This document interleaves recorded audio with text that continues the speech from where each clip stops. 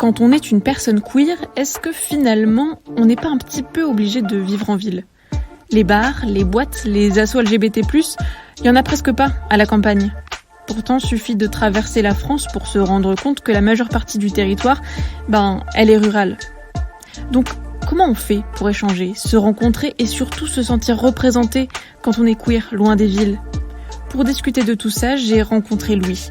Il a 21 ans et il milite dans l'association Flash Our True Colors à Amiens. Avant d'arriver en ville, il a grandi dans des petites communes un peu perdues entre la campagne picarde et normande. Alors il m'a raconté son enfance en milieu rural en tant que personne queer. Quand j'étais petit, j'ai embrassé certains garçons, certains amis. Mais c'était... Moi, je savais pas mettre des mots dessus, non plus, d'ailleurs. Moi, je savais pas ce que ça voulait dire, LGBT. Je savais pas du tout. Et puis, j'avais pas nécessairement de représentation. Moi, les représentations LGBT, elles sont venues, en fait, par Internet. D'ailleurs, vu que moi, j'étais dans un village, les questions de sexualité, d'orientation sexuelle étaient beaucoup plus présentes, en tout cas dans mon esprit, que les questions de genre. Vraiment, les questions de genre, on en était très très loin. Et au fur et à mesure, en fait, j'ai commencé à comprendre, quand je suis arrivé au lycée, puis plus tard en ville, vraiment, que j'ai vu que, en fait, il y avait des représentations de genre qui étaient totalement différentes. Et comment dire ? Et enfin, moi actuellement, j'ai appris beaucoup de choses par Internet. Et je me suis vraiment fondé sur ces connaissances. Puis j'ai appris aussi beaucoup de choses à l'association, etc. Mais il y a tellement de personnes différentes que c'est compliqué. Mais en termes de représentation LGBT, je pense que j'avais comment dire. En plus, moi, c'était mon enfance. Je suis né en 2002, donc du coup, mon enfance c'était vers 2010, 2012, 13, 14, 15. Et j'avais pas non plus énormément de représentation dans les séries, par exemple, ou dans les films à la télé. On voyait pas nécessairement des personnes gays. Enfin, moi, je me souviens pas d'une série. Non, je me souviens pas d'une série de mon enfance où je voyais des personnes gays. Non. Alors, il y a eu le mariage pour tous. Ça, j'en avais entendu parler quand même, le mariage pour tous et tous. Mais il n'y a pas eu plus que ça. Je me suis beaucoup construit en fait vis-à-vis des personnes que j'ai rencontrées sur Internet. Moi, j'aime bien discuter avec les gens, etc. Et en fait, au fur et à mesure, vraiment, j'ai rencontré beaucoup de gens, j'ai cherché à comprendre, j'ai posé des questions. Et heureusement, parce que même le garçon avec qui je suis sorti, qui m'a beaucoup expliqué sur les questions de genre, en fait, je l'ai rencontré sur Internet à la base. Et ça a toujours été ça. Ça a toujours, en fait, rencontré la différence. Et concrètement, je pense que quand tu grandis en ville, moi, je le vois vis-à-vis des jeunes qu'on peut accompagner, par exemple, dans les collèges, lycées, à Amiens. Je vois que certains jeunes nous disent, voilà, moi, je suis discriminé dans mon établissement, dans mon collège, par exemple, parce que, j'ai embrassé une fille, etc. Et c'était une jeune fille qui était en 5e qui nous avait raconté ça et qui était discriminée par les autres élèves. Mais je me disais, c'est incroyable parce qu'elle a réussi à trouver une fille qui a les mêmes attirances qu'elle. Mais moi, au collège, c'était impensable.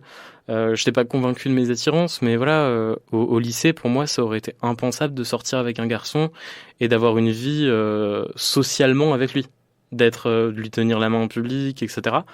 Et finalement, t'as quand même besoin de ça. Finalement, t'as quand même besoin de ça quand tu développes tes premières relations. Et ça devient très compliqué parce que quand t'es au lycée, que t'es dans un milieu rural où l'information, t'es moins en fait dans la foule. T'es moins dans la foule, donc l'information se propage beaucoup plus vite. La foule finalement paraît pas du tout une foule pour toi parce que même dans 30 000 personnes, tu connais beaucoup de gens. Il y a des habitués, etc. Et en fait, t'as peur tu vas voir un garçon et puis ça tombe, tu lui dis voilà, c'est quelqu'un en qui t'as confiance. Hein. Et en fait, il suffit que ce soit une personne bienveillante, mais qu'il le dise à quelqu'un d'autre aussi. En fait, cette personne, elle est peut-être pas bienveillante et puis elle va peut-être le dire à une autre personne, etc. Moi, ça m'est arrivé au lycée d'aller voir un garçon et de lui dire qu'il me plaisait, etc. Jamais dans l'enceinte du lycée, encore moins. Mais comment dire ? Et voilà, j'ai eu des relations comme ça, très cachées. Et c'était très très dur. Et quand je suis arrivé à Amiens, j'ai commencé des études en santé. Et finalement, je me suis retrouvé dans une promo avec 190 filles, 10 garçons. Alors, c'était pas compliqué de dire que j'étais gay. Et d'ailleurs, c'était même mieux parce que je voulais pas non plus avoir de relations ou quoi que ce soit. J'étais très occupé. Et au fur et à mesure, en fait, voilà, ça c'est... comment dire j'ai eu du temps aussi pour construire ma vie sociale et puis pour pouvoir... comment dire apprendre à aborder des gens, mais d'une autre manière, et d'une manière plus ouverte socialement, être capable de dire je vais tenir la main à quelqu'un, etc. Et je me souviens, la première fois que j'ai embrassé un garçon en public, vraiment, c'était sur une très grande place, même pas à Amiens, à Lille. Et je me souviens que j'ai ressenti un sentiment assez de liberté, parce que c'était la notion où, en fait, je savais qu'il y avait plein de gens dans l'espace, mais je m'en fichais de ce que eux pouvaient, de ce que eux pouvaient penser, et j'ai vraiment bien aimé. Et bon, c'est une sensation aujourd'hui que je connais plus parce que c'est différent maintenant. Mais voilà, c'est au fur et à mesure comme ça que j'ai pu plus m'assumer socialement.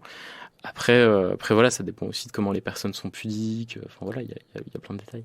En plus, c'est dur de rencontrer des gens quand t'habites dans un village. Imagine, tu rencontres quelqu'un sur Internet, quand t'as, je sais pas, 15-16 ans, c'est dur. T'habites à Amiens, tu rencontres quelqu'un, je sais pas, de 16-17 ans, t'as 15-16 ans à Amiens, bah en fait, se rencontrer, c'est simple.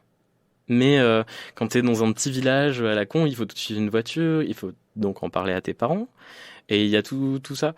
Et non, ça aurait pas, enfin moi en tout cas dans le village où j'étais, ça aurait pas été pensable. Et puis ensuite quand j'étais dans une plus grande ville pour mon lycée, je me souviens que dans le lycée il y avait un ou deux garçons qui étaient identifiés comme gays, et en fait à chaque fois qu'on parlait d'eux, c'était pour dire qu'ils étaient gays. Et c'était même plus des hommes, c'était des gays. On rattachait ces gens que à ça. Moi, j'avoue que j'avais pas particulièrement prêté attention, et puis au fur et à mesure, j'ai commencé à comprendre que, en fait, ils avaient pas beaucoup d'amis, et que si t'étais ami avec lui, ça veut dire que t'étais nécessairement identifié comme pas nécessairement gay, mais voilà. Si t'étais garçon et ami avec lui, tu sortais avec lui. Et c'est terrible parce que au fur et à mesure, plus tard, j'ai appris que dans mon lycée, il y avait des profs qui étaient gays.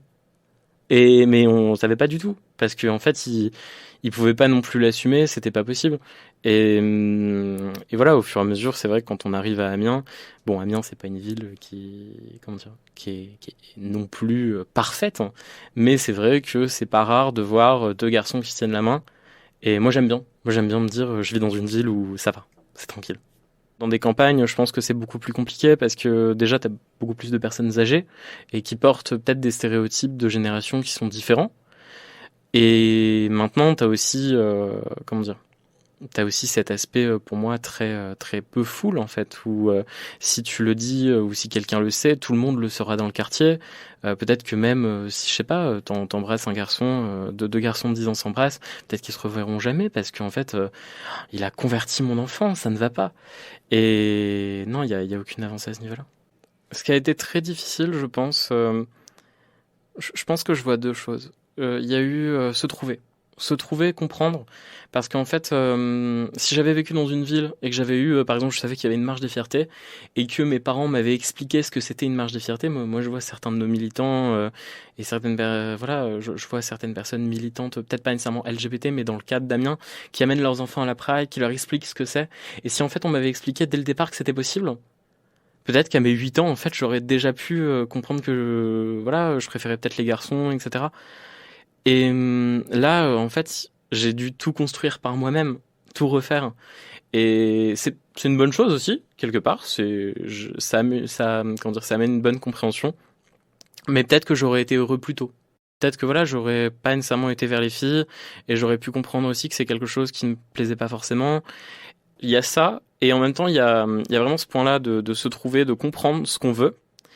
Et ensuite, une fois qu'on a compris ce qu'on veut, quand on est en ruralité, c'est trouver des personnes qui veulent la même chose. Parce que c'est vrai qu'aujourd'hui, notre association le prouve bien, on mobilise énormément de monde sur Amiens, mais c'est vrai que sur d'autres villes, on voit, par exemple, je pense à Abbeville, qu'on menait un festival sur les films LGBT, par exemple. Ils ont eu beaucoup moins de monde, et en fait, forcément, il y avait plus de personnes discriminantes. Mais c'était beaucoup plus compliqué, et donc du coup, les personnes LGBT, elles ont tendance à être en ville. Et c'est vrai que quand je vois certaines villes, quand je vois le nombre de personnes qu'il y a à la Pride, par exemple, moi ça m'étonne, c'est toujours à Lille. Cette année, ils ont eu 25 000 personnes. Ça veut dire que potentiellement, j'habite à Lille, en fait, j'ai beaucoup plus de chances de trouver quelqu'un qui va me correspondre. Et une personne, c'est peut-être bête, mais un mec hétéro, des filles hétéros, potentiellement, il y en a partout dans la rue autour de lui. Des mecs gays, c'est beaucoup plus compliqué. Louis, il le dit bien. À la campagne, les initiatives queer, elles ont du mal à trouver un public. Mais quand même, elles sont un petit peu plus visibles. Cet été par exemple, il y a eu la Pride des campagnes dans la Vienne. C'est comme une marche des fiertés classique, mais avec des tracteurs et dans les champs. Mais moi j'aimerais vous parler d'une autre initiative, le Jardin des Passages. Ça, c'est un lieu perdu au fin fond du Cantal, dans le village de Quézac. Et quand je vous dis perdu, c'est qu'il y a moins de 300 habitants. Autrefois, le lieu était occupé par des bonnes sœurs, mais depuis 2022, il appartient à une asso LGBT+. Les personnes queer peuvent venir se ressourcer quelques jours ou plusieurs mois. Et le petit plus, ici, c'est qu'on fait pousser ses propres fruits et légumes. C'est les premiers semis de l'année, donc on va faire je crois que c'est tomates et piments qu'on va faire aujourd'hui. Je m'appelle Chouk, j'ai 36 ans, je suis facteur en intérim dans un petit village à côté. Voilà, et je vis dans le lieu depuis 5 ans maintenant, un petit peu plus de 5 ans. Je suis arrivée de Nantes, dans le Cantal, avec la personne avec qui je vivais à l'époque, avec une volonté de vivre à la campagne et avec un projet de petit maraîchage. Par un concours de circonstances, on a fini par visiter ce lieu-là, qui était à la location à l'époque. Donc on l'a loué. Le terrain nous a beaucoup plu. Ça faisait à peu près 1 hectare, avec des espaces déjà aménagés, donc un ancien potager qui avait été cultivé, un verger existant et tout. Donc on a eu un coup de cœur. Et donc on s'est installé ici. Et petit à petit, on a commencé à accueillir un peu des personnes en woofing pour faire un peu de jardin et puis pour rencontrer un peu du monde et tout. Et c'est venu vraiment petit à petit le projet du Jardin des Passages qui est arrivé après. Il y avait quelque chose qui ressortait, qui nous manquait pas mal, surtout à moi, c'était la communauté queer qu'on avait en ville avant et qui du coup était assez difficile à retrouver en milieu rural. Donc on s'est dit on va accueillir des personnes en woofing, ça c'était une volonté, et on s'est dit pourquoi pas le proposer d'abord dans des réseaux queer et dire nous on est 2 personnes, on vit en ruralité, on a un grand terrain, on a une grande maison. On a de quoi accueillir si vous voulez venir passer quelques jours à la campagne, voilà. Donc ça a commencé comme ça. Et donc on a créé l'association donc en mars 2022 et on a commencé à essayer de chercher des financements pour racheter la maison au nom de l'association, avec une volonté de sortir de la propriété individuelle qu'on a beaucoup questionné en se disant comment faire pour faire plus d'horizontalité et que ce projet puisse exister aussi au-delà de nous. C'était un peu l'idée de si on s'en va que le projet puisse continuer. Donc on a créé l'association et on a du coup l'année 2022, on a commencé à diffuser un petit peu plus le lieu. Par le réseau, ça s'est assez vite fait connaître et donc on a accueilli de plus en plus de monde comme ça. La majeure partie des gens qu'on accueille sont souvent des gens qui viennent de grandes villes, essentiellement Paris, Marseille, Lyon, Bruxelles, on va dire, c'est les 4 plus grandes villes où on a Après il y a un peu des gens de campagne aussi, mais du coup, beaucoup de gens de ville et beaucoup de gens qui se posent très sérieusement la question d'aller vivre à la campagne, qui commencent à en avoir un peu marre de la ville, avec aussi pas mal d'appréhension sur ce que c'est que d'être queer à la campagne, parce que du coup, il y a beaucoup de préjugés sur l'accueil qui va être réservé, sur les possibilités de faire des choses, de s'organiser et tout. Voilà, c'est des gens qui viennent voir un peu comment ça se passe, découvrir un peu ce que c'est que d'être dans un lieu collectif queer à la campagne, et aussi des personnes qui ont des projets similaires, qui sont plus ou moins avancés, et qui du coup viennent voir ce qui existe et comment ça s'organise, et puis mettre aussi les mains dans la terre, des personnes qui vivent en ville et qui ont besoin d'aller faire du jardin et tout, et des personnes qui nous disent j'ai essayé de faire du woofing mais c'est pas toujours très safe quand on est une personne trans, ou quand il y a toujours la peur de réaction, de choses qui sont pas toujours ok, et du coup ici c'est des personnes qui savent que ce sera un lieu qui est inclusif et qui les accueillera comme elles sont, quoi. Ici, nous, globalement, on a été bien accueillis parce que, du coup, on est arrivé sans ce projet, en fait. On avait déjà un réseau d'amis dans le coin et de connaissances qui ont fait que, on était déjà un peu connus. Mais il y a quand même eu, à la création du projet, parfois des incompréhensions et parfois, souvent même, de la pédagogie à faire sur le pourquoi et surtout le côté communautaire qui fait peur aux gens, et le fait de se retrouver un peu entre personnes queer. Du coup, on a pas mal de personnes extérieures qui nous disent mais en fait je suis plus bienvenue, ou est-ce que je vais pouvoir toujours venir, voilà. Donc on a dû rassurer beaucoup de personnes qui nous connaissaient déjà avant en disant mais oui, en fait vous pouvez toujours venir, c'est juste qu'on essaie de créer un milieu safe pour des personnes qui en ont besoin, et mais ça demande quand même un peu de pédagogie. Faut pas se mentir sur les gens qu'on rencontre. Mais globalement, on est quand même bien accueillis, et globalement, on n'a pas eu de soucis de ce côté-là. C'est politique aussi de créer un lieu comme celui-là ? Oui, pour moi, en tout cas, c'est complètement politique parce que c'est important de s'organiser ensemble, de créer des alternatives, d'en proposer et de se retrouver entre personnes qui partagent des valeurs et de militer. Alors, on se pose parfois la question de comment on milite. Parfois, on se dit on en est un peu loin. On a l'impression d'être un peu loin des organisations militantes qu'on suit. Et en fait, on se dit souvent aussi qu'en fait, proposer un lieu de répit à des personnes qui militent au quotidien sur des choses beaucoup plus concrètes, c'est aussi militer. Et de se dire, en fait, nous, on existe, vous pouvez venir passer quelques jours et finalement, voilà, proposer des lieux de discussion, des lieux d'échange, une bibliothèque participative comme on a, avec tout un tas de références, tout un tas de ressources, et surtout du repos aux personnes qui s'épuisent, parce qu'on s'épuise beaucoup quand même à militer. Du coup, on se dit que c'est aussi militant, en fait, de faire ce genre de choses et que c'est important de proposer des lieux de répit aussi. Oui, c'est pas juste on milite en ville et on se ressource à la campagne. Oui, voilà, c'est ça. C'est on se ressource à la campagne, mais on se ressource aussi en échangeant, en apprenant les uns des autres, en ayant des discussions et en créant des choses.